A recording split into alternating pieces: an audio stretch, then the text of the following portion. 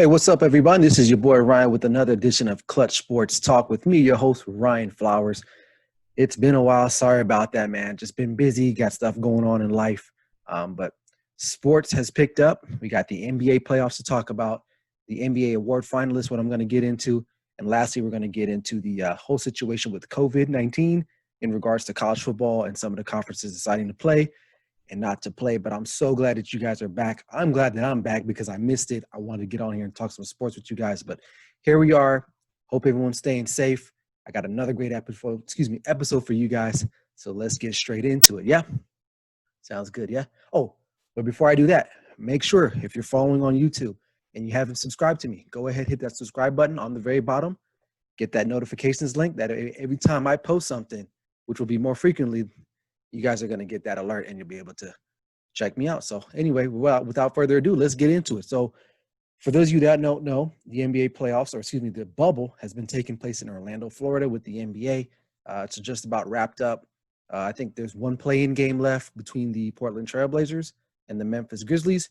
They're going to fight for the right to play the Los Angeles Lakers as the 8 seed and against the 1 seed for the 2020 NBA playoffs in Orlando. Excuse me. So it's been really exciting. Some teams that Portland, like I said, they're in that playoff game or that play-in game. They basically just balled out in this bubble, especially Damian Lillard. He's elevated his game. The Suns, who came up short, they went 8-0 in the bubble. This is the first time I think they had like a 6-game-plus winning streak in over like 6-7 years. So kudos to them. Hopefully they can build upon that with Devin Booker there down in the Valley of the Sun. But I'm just going to share my screen with you guys so you guys can check out the actual seedings as of today before the before the play-in game is made. As you can see here, the Lakers are set to play the 8-seeded team, which will be Portland or Memphis.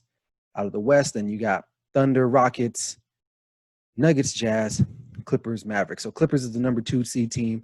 Obviously, Lakers are number 1 in the West. And in the East, you have the number 1 seeded Milwaukee Bucks, number 2 Raptors. They're the 1 and 2. And then obviously you got the Heat and the Pacers, Celtics, Sixers, Raptors, Nets. So I'm going to dive into those particular matchups here right now. So let's just get into it. So let's start in the East. Let's just start there, right? Because it's not as complicated, I think, as it is in the West. Well, not even so complicated. I think we kind of know who are the top 2 teams in the East, but I do have a kind of a wild horse, a black card type team that may make a nice little run going into the playoffs here in Orlando.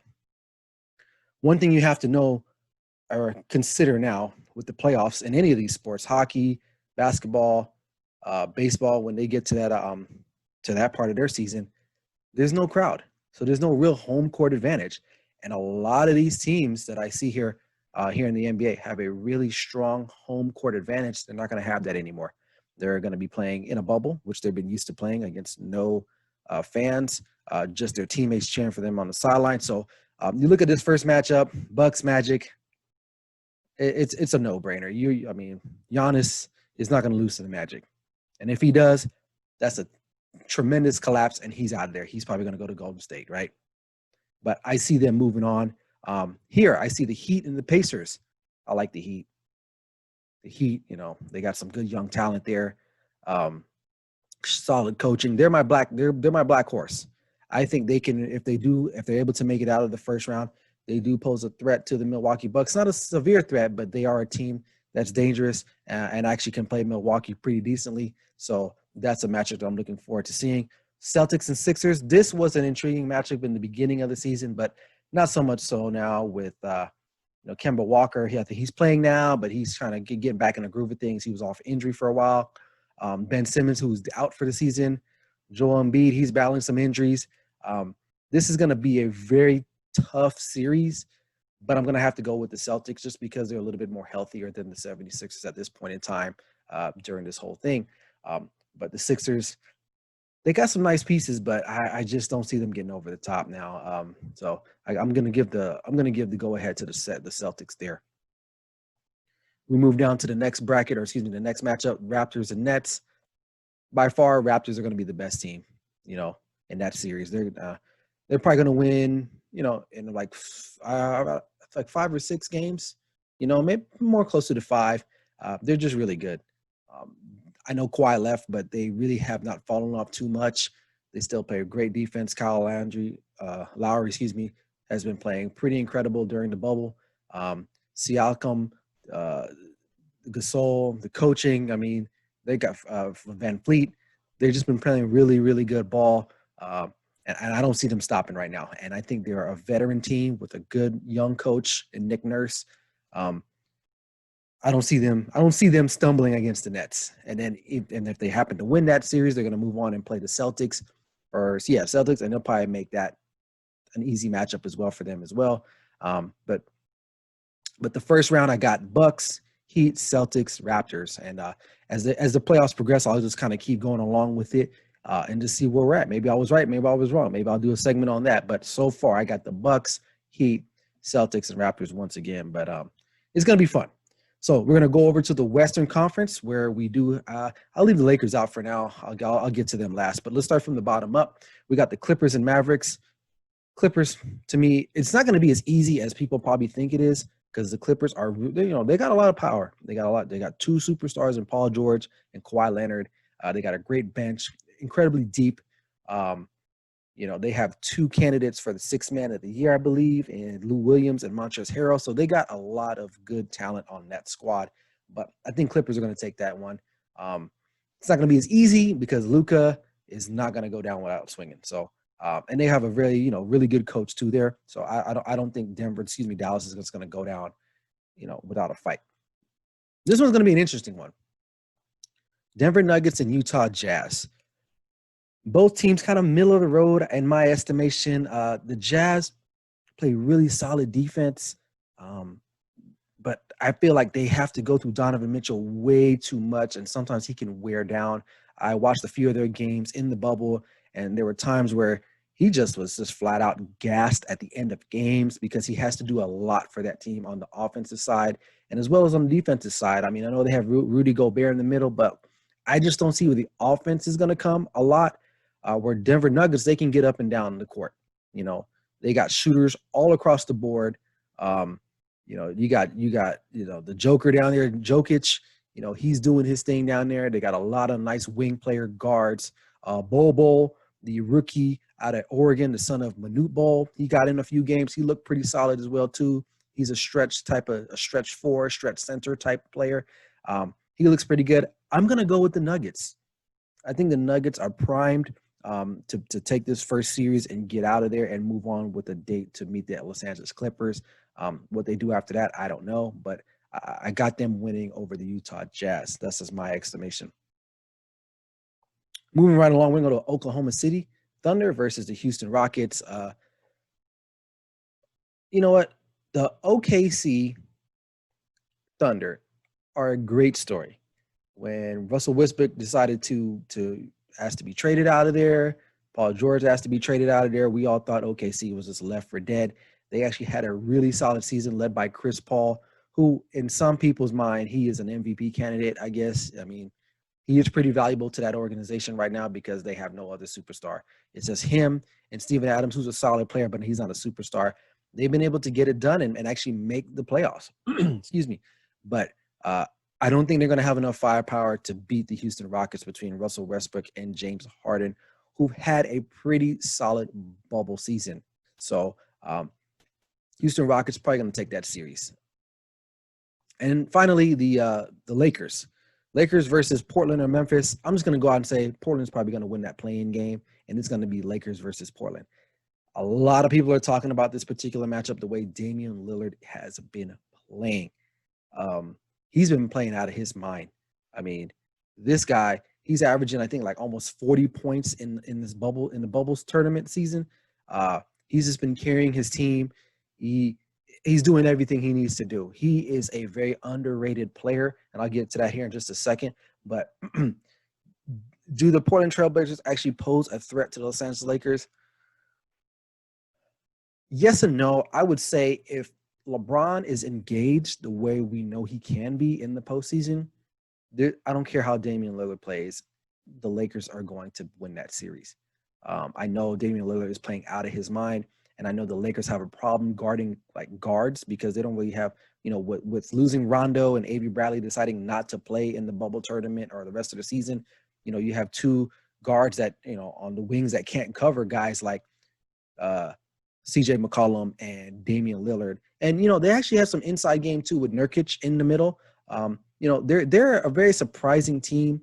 They score in different ways, but Damian Lillard is the catalyst of that team. But in a 7-game series, I believe I think that's what the series is going to. If it goes to 7, the Lakers, I think between AD and LeBron are just too much in the end of the day. AD does present a lot of problems for most teams that he plays against, because he can come out and shoot. He can go downside low and score from there. And LeBron is, pretty much, he's hard to guard. I don't know if they have anybody particularly that can just guard him on a consistent basis, because Lillard cannot guard him. CJ McCollum cannot guard him. They're going to need a wing player to do that. The other teams present I think a stronger matchup. Obviously, the Clippers would, because they have the players to go ahead and, guard LeBron. But in this particular situation, I don't think so. But let's just say, for whatever reason, Memphis Grizzlies win that play-in game against the Portland Trailblazers. Memphis are done. They lost Jaren Jackson. I think he tore his ACL a few days ago. John Morant, tremendous job. I think he should win the rookie year. I'll get into that here in just a minute, but they just don't have enough. Even if they happen to win this game against Portland and get into the final 8 seed spot, they just don't have enough. They're going to probably get swept because John Morant just cannot go up against LeBron James and Anthony Davis head to head. I just don't see that. But any dark horses in the West? You know what? I think maybe Houston. For years now, they've been one of those top 2 teams. They had one year where they thought they were going to be in the finals, and they kind of blew that. But I don't want to say they're a dark horse, but Westbrook and James Harden have been playing well together. So I will say that maybe if the Lakers do happen to run into them, that's going to be a tough matchup for the Lakers, because they don't have the perimeter players to guard those 2 types of players. But I don't really have a dark horse team out of the West. I think it's going to be chalk. I mean, I think the top teams are going to be the top teams, and they're going to advance. Whereas the East, I kind of like the Heat more. Celtics, not so much, but more so the Heat. But other than that, but that is your playoff matchups, supposedly, or at least as of today, with the exception of the Portland-Memphis playing game, which I think is taking place either Saturday or Sunday. First game in the round of the playoffs, I believe, starts August 18th, so that's right around the corner. So that's right around the corner there. So like I said, it's going to be interesting. It's going to be fun. No home court advantage, so teams are going to have to generate noise and create that energy themselves. So it's going to be fun. Be locked in. Be ready to go. And, before I close out this segment, just of note, with the whole Black Lives Matter thing going on, I know some people are not watching the games because of that, and whatever. I respect that. But sports is sports. I'm not going to ever stop watching sports because this is what I do. But I respect those of you who, choose not to watch the games or participate in any type of sporting event. So that's on you guys. I respect that. But anyway, if you are going to be enjoying the games, do so. And just, it's not about politics. It's just about sports. So we're just going to move on from that. Anyway.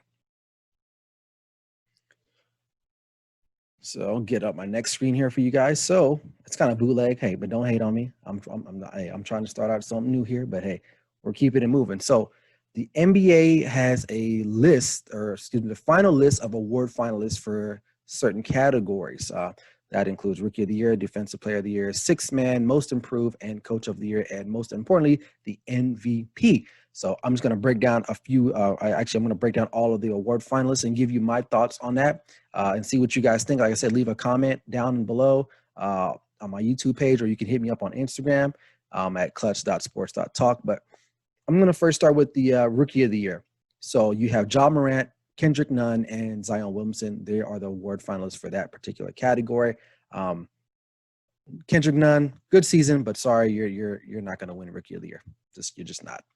It's going to be between Ja Morant and Zion Williamson. Now, I'm a little old school in regards to the fact that Zion missed pretty much half of the season. And he didn't play a lot of minutes because they have this minutes restriction for him. I think Ja Morant is the MVP of the league. Um, the kid could do it all: score, play defense. He's a human highlight reel. Zion is too. He can jump. And so we haven't seen the full effect of Zion yet. But I think just for this year, in regards to Rookie of the Year, Ja Morant is the guy. That's just my personal opinion. I don't think Zion Williams is a bad player. Ja Morant pretty much played the whole season. And he carried his team, and his team actually made the playoffs because of him. So I'm going to give the nod to Ja Morant for that one. Let's see. NBA Defensive Player of the Year, you got Giannis Antetokounmpo, Anthony Davis, Rudy Gobert. This is a tough one for me because Giannis is a presence, AD is a presence, Rudy Gobert is a presence. But if I'm going to give you my deductive reasoning, I'm going to take away Rudy Gobert because I feel like he can only guard in the paint. So, which is important. Don't get me wrong, but Anthony Davis probably also can guard in the paint as well. Not only, but he's more effective in the paint. So I'm going to give it to Giannis. I think Giannis can guard some of those small combo guards, like a small forward or a bigger shooting guard. He can block. He's got the speed. He's got the physical prowess. I'm going to give it to Giannis Antetokounmpo, the Greek freak out of Milwaukee Bucks, just because I feel like he can guard a little bit more players more comfortably than the other two guys listed, Anthony Davis and Rudy Gobert. But all of them well-deserved. I think Anthony Davis was a defensive player a year before. Rudy Gobert was once at 1.2. But Giannis, I think, to me, like I said, can just guard a little bit more positions more comfortably. And that's why I'll give him the nod on that. So let me know what you think. Sixth Man of the Year award. Like I said before, we have two Clippers on here, Montrezl Harrell, Lou Williams, and then Dennis Schroeder from the OKC Thunder. You know what? Lou Williams has won it before. Dennis Schroeder's had a nice season, but I like Montrezl Harrell, man. The energy he brings off of the bench for that team is tremendous. They call no plays for him. All the points that he gets is all hustle plays. Tip-ins, offensive rebounds, hustle plays, things that he has to agree on his own because Doc Rivers is not calling no plays for Montrezl Harrell. He's just not. He's got too many offensive weapons on that team to be calling plays for him. So I'm going to give it to Montrezl Harrell, the kid out of Louisville so I like him there. Let's see. Most Improved Player of the Year, you got Bam Adebayo out of Miami Heat, Luka Doncic, Dallas Mavericks, and then Brandon Ingram, New Orleans Pelicans. This one was strange for me. Luka, Most Improved. I don't know if they got that wrong or not, or maybe my stats wrong, but I just was like, why is he on the Most Improved list? He was Rookie of the Year, I believe, last year. So how could he? I mean, I don't know, but he's not deserving of that award. I think Brandon Ingram is going to be the Most Improved Player of the Year. He was traded from LA to New Orleans for Anthony Davis, and he's just flourished in that system. And who knows? He was in LA for like at least 3 years. It didn't work out. Partly it's probably because of the coaching that he had and the system that he was in. And then when he got there, when LeBron got there that 1 year, he really just didn't get the shots and the attempts that he was used to getting.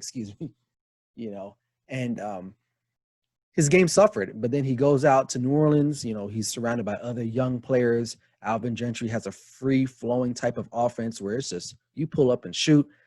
It's perfect for a guy like Brandon Ingram, who is a tall, lanky shooter with good range. So I think Brandon Ingram definitely had a great season this year, and he turned things around. And the future looks bright for him and the New Orleans Pelicans if they can get everything going and get Zion off of that minutes restriction. So Brandon Ingram, would be the Most Improved Player in my estimation there. Moving right along, we got Coach of the Year. You got Mike Budenholzer, Milwaukee Bucks, Billy Donovan, Oklahoma City Thunder, and the world champion Nick Nurse from the Toronto Raptors. All three guys well-deserved. Milwaukee Bucks, of course, they're the number one seed in the East. Billy Donovan, again, like I mentioned before, what they were able to do without, stars like Russell Westbrook not being there, Paul George leaving, and still make the playoffs and not even be an 8 seed. They're like middle of the road. So, and Nick Nurse, again, Toronto has always been solid before they got Kawhi. So my nod is going to be Billy Donovan. I think he's done a great job this year just getting that team ready to go and play and compete at the highest level, given their capacity with the players that they have. So Billy Donovan would be my coach of the year in the NBA. So, finally, the big one, the one that you guys all been waiting for. You got the NBA MVP. You got Giannis Antetokounmpo, aka the Greek Freak. You got James Harden, aka the Beard. You got LeBron James, aka King James. I mean, three of the top best players in the league so far that that played up, with the exception of like Kevin Durant.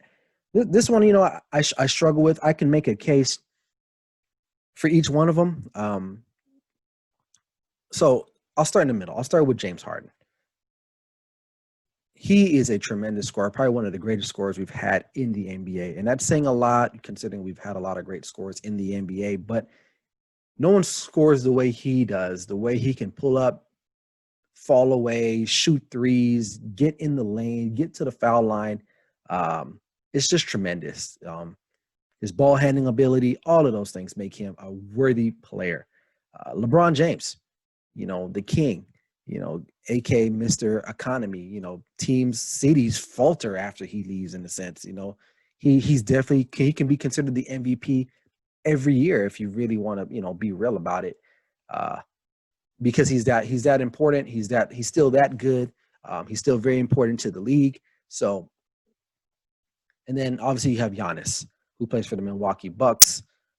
Not a very large market there. I think I would give it to Giannis, because if you're gonna say most valuable, and I'm not gonna throw in stats, because stats to me don't have anything to do with this. But if you look at the word valuable and just in putting in context with this award, if Giannis was not on the Milwaukee Bucks, would they be a playoff team? Maybe. I mean, they have good coaching and they got some decent players, but they wouldn't be the number one seeded team, and they wouldn't be where they are right now. I felt like if you take LeBron off the Lakers, they're not a number one seed team, but I think like they're at least a 7 or 6 with AD. So it was between really Giannis and LeBron, and James Harden was third, because I felt like if you take him off, I think they're still pretty solid too with Westbrook. So, but I think I got to give the nod to Giannis, because I feel like if Giannis doesn't play or have a good playoff series or a playoff run, they're going to falter. LeBron kind of can still fall on AD a little bit. He doesn't have to necessarily get into the game quickly. He can pass the ball. He can facilitate. He can do a lot of other things, because they do focus on AD a lot in the post. They give him the ball. Their offense does run through him a lot more than it does LeBron in the beginning of games. Obviously, LeBron does have an effect, but overall, I think Giannis is the guy. So I would probably, if I had a vote, I would actually make Giannis the MVP. So, but with that said, it's gonna be fun. Hopefully, that announcement will be out here shortly. But the NBA playoffs is afoot. It's here. It's here. Hopefully, you guys are ready to go. I'm gonna have to get the Oracle. I don't know if you guys remember him. I had him on a few episodes ago. It seems like a while ago. He's my sports odds guy. I'm gonna have to get him on the show and see what his takes are. But NBA is back, or excuse me, it's not back. It's here. Playoffs are here. It's time to make that championship run. So, leave a comment in my YouTube or our Instagram, like I said before. Let me know who you think is going to win, who you think should win the MVP or the Rookie of the Year, whatever. I like to get conversations going so we can just talk and just, bounce stuff off of each other. But, NBA's back, so I'm glad to see that. Or excuse me, the playoffs are here. So cool. So I got one more topic I want to talk about real briefly. For those of you who follow college football, like myself, I love college football. Some conferences are deciding they're not going to play.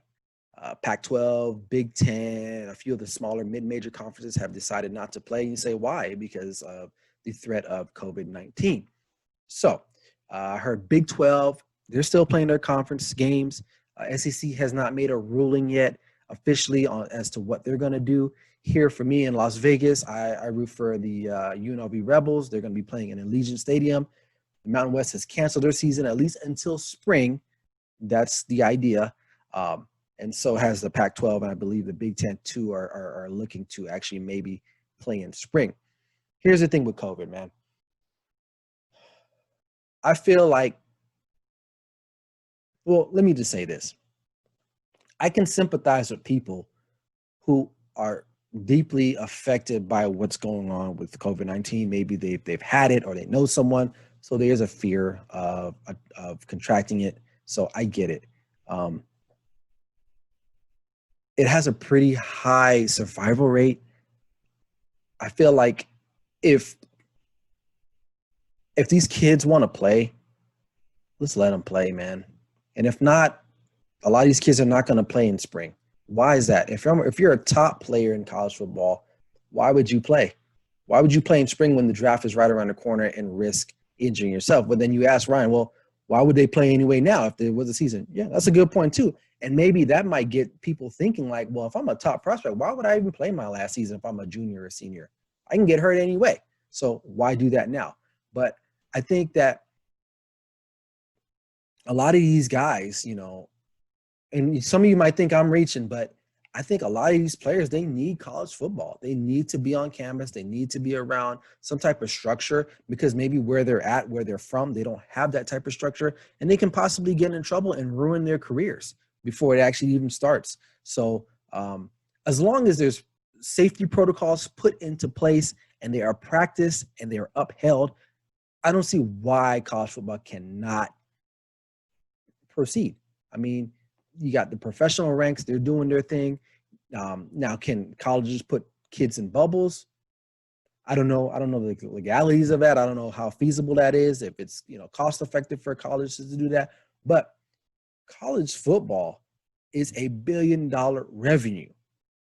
So the flip side of that is like, well, we call them student athletes, but really, if they don't play, NCAA and college football tend to lose a lot of money. So it just surprised me that they are really going to not play these games for the fall and they're going to move them to spring. But like I said again, people have their reasons. They want to kind of just be safe. But I don't see if they have their test, they do what they need to do, try to mitigate all of the risks that they can. Obviously, there's always going to be a risk. Football is a very violent physical sport. I feel like you have more of an opportunity to go paralyzed and actually catch COVID and die if you play football. So, like I said, I'm not disrespecting or trying to berate anyone that doesn't feel that way. That's just my thought on it. But college football needs to be played. If all these other leagues are being played all over the world, what makes college football any different? But I guess because they're talking about kids in a sense, but when a lot of these guys are really not, they're not kids. A lot of them are over 18. Now there are some young guys, but I don't know. But I think college football does need to be played, but we'll just see. But a few of the conferences are still debating. Like I said, the Big 12 they're going to play. They're just going to play within their own conference and they're going to figure it out. And the SEC hasn't decided on yet. So as far as the big conferences, I believe the Big 10, Pac-12, they're like, no, we're not going to do anything. I don't know what the ACC said yet. I think the ACC is leaning more towards playing as well too. So we'll just have to wait and see. But anyway, that's my time. Hope you guys enjoyed the show. Hopefully it was informative for you. Sorry, it took a while to get something out there. I'm going to keep putting stuff out there for you guys to enjoy and watch. But please, I appreciate the support. Continue to follow me. Hit that subscribe button. Look me up on Instagram, clutch.sports.talk. If you have any questions, concerns, or you just want to say, hey, man, shout me out. I appreciate you guys. But until then, never settle till the work is done. This is Clutch Sports Talk with Ryan Flowers. Let's go.